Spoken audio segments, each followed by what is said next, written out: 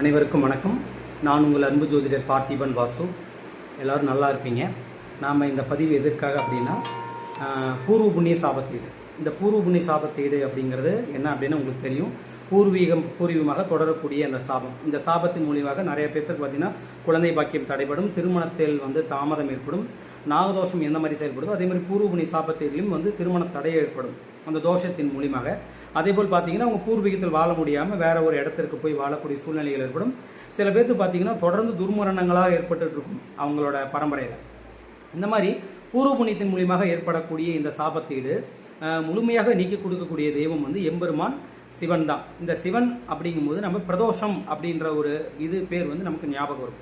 இந்த பிரதோஷத்தின் அன்னைக்கு நாம் ஒற்றைக்கல் வேள்வி உங்களோட வீட்டில் அமைச்சு ஒற்றைக்கல் வேள்வி யாகங்கள் செய்து 5 கலசங்கள் கொண்டு ஒற்றைக்கல் வேள்வி 5 கலசம் ஒற்றைக்கல் வேள்விகள் செய்து இந்த பூர்வ புண்ணிய சாபத்தீடை நீக்கிக்கிறது அப்படிங்கிறது ரொம்ப சிறப்பாக இருக்கும். சரி, இந்த பிரதோஷம் அப்படின்னா என்னன்னா, அப்படின்னா விசேஷமான, தோஷம்னா உங்களுக்கு தெரியும் தோஷங்கள்.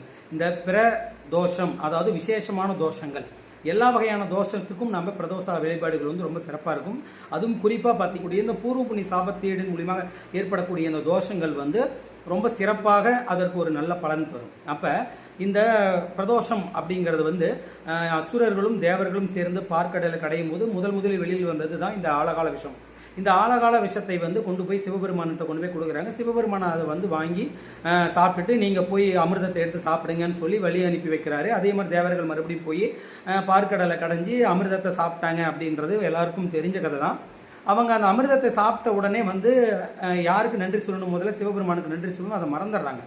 அது மறந்து போய் ரொம்ப சந்தோஷத்தில் இருக்கும்போது மறுபடியும் அவங்களுக்கு எம்பெருமானோட ஞாபகம் மறுபடியும் சிவனை பார்க்கறதுக்காக தன்னோட நன்றியை தெரிவிக்கிறதுக்காக கைலாயத்துக்கு போய் நந்தியம்பெருமானுக்கிட்ட அனுமதி கேட்டு உள்ளே போய் சிவபெருமானுக்கு தாங்கள் கொண்டுகிட்டு வந்த அபிஷேக பொருட்கள் மூலியமாக அவருக்கு அபிஷேகம் செய்து தாங்கள் விஷத்தை கொடுத்து அந்த விஷத்தை அருந்தி அவர் மூலியம் ஏற்பட்ட தோஷத்தை அவங்க போக்கிக்கிறாங்க. இதுதான் பிரதோஷம் உருவான கதை. இதுதான் பிரதோஷம்.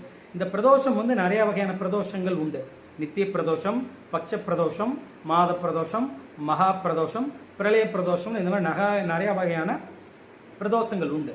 சரி, இந்த பிரதோஷ காலத்தில் காலையில் 6 மணிக்கு எழுந்துச்சுட்டு குளிச்சுட்டு வீட்டில் ஒரு நெய் விளக்கோ ஏதோ ஒரு அகல் விளக்கோ மண் விளக்கோ ஏதோ ஒன்று ஏற்றிட்டு நமசிவாயா இல்லாட்டினா ஓம் நமசிவாய சிவாய நமகன் ஏதாவது ஒரு மந்திரத்தை சொல்லி நீங்கள் வேண்டிக்கிட்டு உங்கள் வீட்டில் பார்த்தீங்க அப்படின்னா 5 கலசங்கள் வைத்து ஒற்றைக்கல் வேள்வி யாகத்தை செய்யணும்.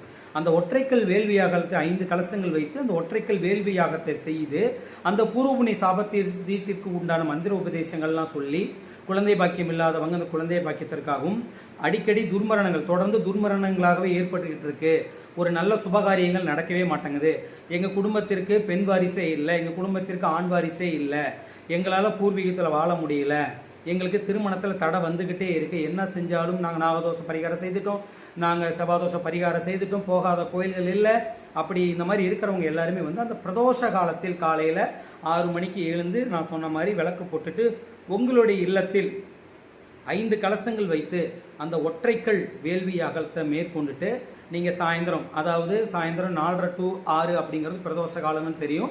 அப்போ நீங்கள் போய் பிரதோஷத்தின் அந்த நேரத்தில் சிவபெருமானை போய் வழிபடுறது ரொம்ப சிறப்பு. முதலில் நந்தியம்பெருமானை பார்த்து வணங்கிட்டு பிறகு உள்ள சிவனை போய் தரிசிச்சுட்டு வரணும். அப்படி வரும்போது அது சூத்திர பிரதட்சணம்னு ஒன்று இருக்குது. அதாவது நந்தியம்பெருமானை வணங்கிட்டு போய் சிவபெருமானை வணங்கிட்டு உங்களோட வேண்டுதலை வச்சுட்டு வெளியில் நீங்கள் கோயில் பிரதட்சணம் சுற்றி வரீங்க பார்த்தீங்களா. சுற்றி வரும் பொழுது அங்கே கோமுகி தீர்த்தம் இருக்கும். கோமுகி தீர்த்தம்னா அபிஷேகம் செய்து வெளியில் வருது பார்த்தீங்களா, நீர் பகவானுக்கு அபிஷேகம் செய்து நீர் வெளியில் வருது பார்த்தீங்களா.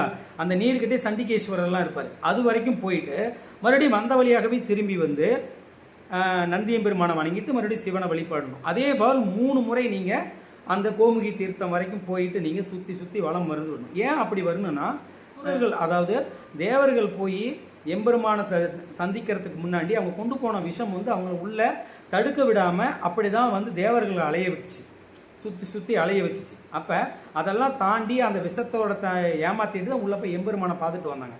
அதே போல் உங்களோட தோஷங்கள் போக்குறதுக்காக எம்பெருமானை வேண்டிக்கிட்டு நீங்கள் அந்த சோமசூத்திர பிரதட்சணம்னு சொல்லக்கூடிய கோமுகி தீர்த்தம் வரைக்கும் போயிட்டு 3 முறை வலம் நீங்கள் மறுபடியும் எம்பெருமானை பார்த்து நீங்கள் வணங்கிட்டு வெளியில் வரும்போது உங்களோட சாபத்தீடுகள் முழுசாக நீங்கும். அந்த அந்த பெருமானோட அனுகிரகம் ஆசீர்வாதமும் உங்கள் குடும்பத்திற்கும் உங்களுக்கும் பரிபூர்ணமாக கிடைக்கும். சரி, அப்போ நீங்கள் என்ன தானமாக கொடுக்கணுன்னா பச்சரிசியை நல்லா ஊற வச்சுட்டு வெல்லம் இருக்குதுங்களா, வெல்லம் நாட்டு சர்க்கரை, அந்த பச்சரிசி ஊற எடுத்து வச்சு அதில் வெல்லத்தையோ இல்லை நாட்டு சர்க்கரையோ கலந்து அங்கே இருக்கிற வரவங்களுக்கு பக்தர்களுக்கு தானமாக கொடுக்கறது. அப்படி இல்லை அப்படின்னா உங்களால் முடிந்த அன்னதானத்தை தானமாக கொடுத்துட்டு வர்றது அப்படிங்கிறதுலாம் ரொம்ப சிறப்பாக இருக்கும்.